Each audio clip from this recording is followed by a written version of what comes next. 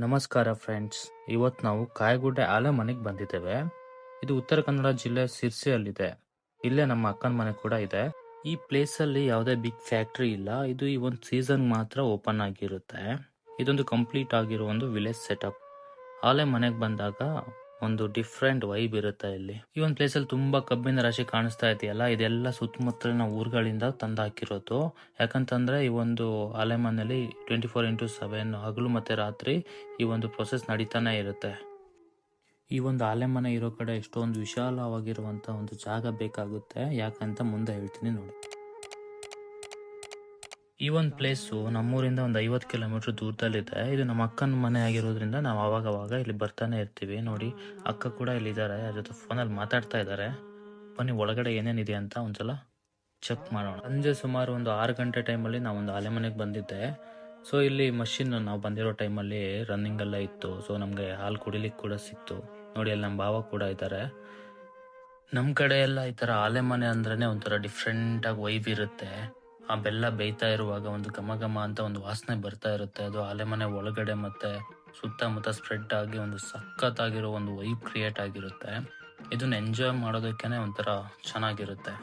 ಈ ಒಂದು ಆಲೆ ಮನೆಯಲ್ಲಿ ಎಲೆಕ್ಟ್ರಿಸಿಟಿನ ಯೂಸ್ ಮಾಡಿಕೊಂಡು ಮೋಟಾರ್ನ ರನ್ ಮಾಡಿ ಕಬ್ಬನ್ನು ಮಷಿನ್ ಒಳಗಡೆ ಹಾಕಿ ಅದರಿಂದ ಜ್ಯೂಸ್ನ ಆಚೆ ತೆಗಿತಾರೆ. ಕಬ್ಬನ್ನು ಮಷಿನ್ಗೆ ಹಾಕಿದ ಮೇಲೆ ಒಂದೇ ಸಲಕ್ಕೆ ಅದು ಎಲ್ಲ ಜ್ಯೂಸನ್ನು ಆಚೆ ತೆಗೆಯುತ್ತೆ. ನೋಡಿ, ಕಬ್ಬು ಈ ಕಡೆ ಪುಡಿ ಪುಡಿಯಾಗಿ ಆಚೆ ಬರುತ್ತೆ. ಇವಾಗ ಸಪ್ರೇಟ್ ಬಂದಿರೋ ಆ ಒಂದು ಪುಡಿ ಕಬ್ಬಿನ ವೇಸ್ಟ್ ಏನಿದೆಯಲ್ಲ, ಅದನ್ನ ಒಬ್ರು ತಗೊಂಡು ಹೋಗ್ಬಿಟ್ಟು, ನಾನು ಅವಾಗ ಹೇಳಿದ್ನಲ್ಲ ವಿಶಾಲವಾಗಿರೋ ಜಾಗ ಏಕೆ ಬೇಕಂತ, ಅಲ್ಲಿ ಹೋಗ್ಬಿಟ್ಟು ಅದನ್ನ ಹಾಕಿ ನೀಟಾಗಿ ಒಂದು 2-3 ಬಿಸಿಲಲ್ಲಿ ಅದನ್ನ ನೀಟಾಗಿ ಒಣಗಿಸ್ಕೊಬೇಕಾಗುತ್ತೆ. ಯಾಕಂದರೆ ಅದರಿಂದ ಇವರು ರೀಯೂಸ್ ಮಾಡಿಕೊಂಡು ಮತ್ತೆ ಕಬ್ಬಿನ ಬೆಲ್ಲನ ಬೇಯಿಸ್ಲಿಕ್ಕೆ ಯೂಸ್ ಮಾಡ್ತಾರೆ. ಒಂದು 2 ದಿನ ಒಣಗಿದ ಮೇಲೆ ಈ ಥರ ವೈಟ್ ಆಗಿ ಪುಡಿಯಾಗಿ ಬರುತ್ತೆ. ಏನಕ್ಕೆ ಒಣಗಿಸ್ಬೇಕು ಅಂತಂದರೆ, ಬೆಂಕಿ ಈಸಿಯಾಗಿ ಹತ್ಕೋಬೇಕಂದ್ರೆ ಜಾಸ್ತಿ ಒಣಗಿರಬೇಕು. ಮಷಿನ್ ಪಕ್ಕದಲ್ಲಿ ತುಂಬ ಜಾಗ ಇರಬೇಕಾಗುತ್ತೆ. ಯಾಕಂದರೆ ಕಬ್ಬನ್ನು ಅಲ್ಲಿ ಸ್ಟೋರ್ ಮಾಡಿಕೊಂಡು ಕಬ್ಬನ್ನು ಮಷಿನ್ ಒಳಗಡೆ ಹಾಕಲಿಕ್ಕೆ ಈಸಿ ಆಗುತ್ತೆ. ಕಬ್ಬು ಒಂದ್ಸಲ ಮಷಿನ್ ಒಳಗಡೆ ಹೋದ್ಮೇಲೆ ಅದರಿಂದ ಫ್ರೆಶ್ ಆಗಿರೋ ಜ್ಯೂಸ್ ಆಚೆ ಬರುತ್ತೆ. ಅದು ಬಂದು ಒಂದು ಟ್ಯಾಂಕ್ ಅಲ್ಲಿ ಈ ರೀತಿಯಾಗಿ ನೋಡಿ ಸ್ಟೋರ್ ಆಗಿರುತ್ತೆ. ಕಬ್ಬಿನ ಹಾಲು ಆಚೆ ಬರೋ ಕಡೆನೆ ಒಂದು ಜಾಲರಿನ ಯೂಸ್ ಮಾಡ್ಕೊಂಡಿರ್ತಾರೆ. ಯಾಕಂದ್ರೆ ಅದರಿಂದ ಕಸ ಅಥವಾ ಕಟ್ಟಿ ಒಂದು ಟ್ಯಾಂಕ್ ಒಳಗಡೆ ಹೋಗದೆ ಅದು ಸಪ್ರೇಟ್ ಆಗುತ್ತೆ. ಇಲ್ಲಿ ಕಾಣಿಸ್ತಿದೆಯಲ್ಲ, ಅದನ್ನ ಬೆಲ್ಲದ ಕೊಪ್ಪರಿಗೆ ಅಂತ ಕರಿತೀವಿ.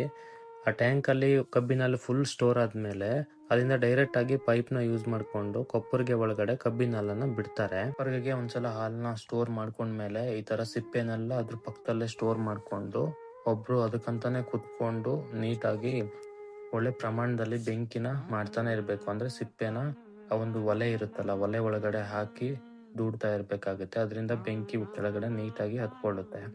ಬೆಂಕಿ ಚೆನ್ನಾಗಿ ಹತ್ಕೊಂಡ್ಮೇಲೆ ಕಬ್ಬಿನ ಹಾಲು ಕುದೀತಾ ಇರುವಾಗ ಕಬ್ಬಿನ ಹಾಲಲ್ಲಿ ಕೆಲವೊಂದು ವೇಸ್ಟ್ ಅಂಶ ಇರುತ್ತೆ. ಅದನ್ನೆಲ್ಲ ಈ ತರ ನೋಡಿ ಆಚೆ ತೆಗೆದು ಅದನ್ನ ಸಪ್ರೇಟ್ ಮಾಡ್ತಾರೆ. ತುಂಬಾ ಸಮಯ ಬೆಂಕಿ ಹಾಕಿ ಕಬ್ಬಿನ ಹಾಲನ್ನು ಕುದಿಸಿದ ಮೇಲೆ ಅದು ಬೆಲ್ಲ ಕನ್ವರ್ಟ್ ಆಗುತ್ತೆ. ಒಂದು ಒಳ್ಳೆ ಹದ ಬಂದ್ಮೇಲೆ ಕೊಪ್ಪರಿಗೆನ ಆ ಟ್ರ್ಯಾಕ್ ಇದೆಯಲ್ಲ, ಟ್ರ್ಯಾಕ್ ಮೂಲಕ ಈ ಕಡೆ ಎಳ್ಕೊಂಡ್ ಬಂದು ಇಲ್ಲೊಂದು ಸ್ಟೋರೇಜ್ ಇದೆ ನೋಡಿ, ಆ ಸ್ಟೋರೇಜ್ ಅಲ್ಲಿ ಕಬ್ಬಿನ ಒಂದು ಬೆಲ್ಲನ ಅಲ್ಲಿ ಹಾಕ್ತಾರೆ.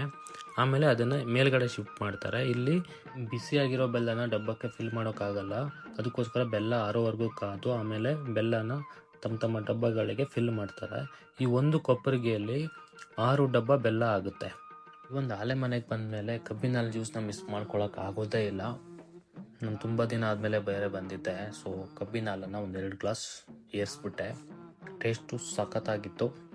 ನೀವು ಟ್ರೈ ಮಾಡಿ ಇಲ್ಲಿ ಒಂದ್ಸಲ ಬಂದು. ಈ ಒಂದು ಟ್ರೆಡಿಷನಲ್ ವಿಲೇಜ್ ಆಲೆ ಮನೆ ವ್ಲಾಗ್ ನಿಮ್ಗೆ ಇಷ್ಟ ಆದರೆ ನನ್ನ ಒಂದು ಅಕೌಂಟನ್ನು ಇವಾಗಲೇ ಸಬ್ಸ್ಕ್ರೈಬ್ ಮಾಡ್ಕೊಳ್ಳಿ. ಹಾಗೆ ನಿಮ್ಮ ಫ್ರೆಂಡ್ಸ್ ಆ್ಯಂಡ್ ಫ್ಯಾಮಿಲಿಗೆ ಶೇರ್ ಮಾಡೋದನ್ನು ಮರಿಬೇಡಿ. ಇಲ್ಲಿಯವರೇ ಆಗಿತ್ತು ಈ ವಿಡಿಯೋನ ನೋಡ್ತಾ ಇದ್ದರೆ ನಿಮಗೆ ಉತ್ತಮ ಗುಣಮಟ್ಟದಲ್ಲಿ ಒಂದು ಒಳ್ಳೆ ಬೆಲ್ಲ ಬೇಕು ಅಂತಂದರೆ ಈ ಒಂದು ನಂಬರ್ ಹಾಕಿದ್ದೀನಿ, ಇವ್ರನ್ನ ಕಾಂಟ್ಯಾಕ್ಟ್ ಮಾಡೋದನ್ನು ಮರಿಬೇಡಿ.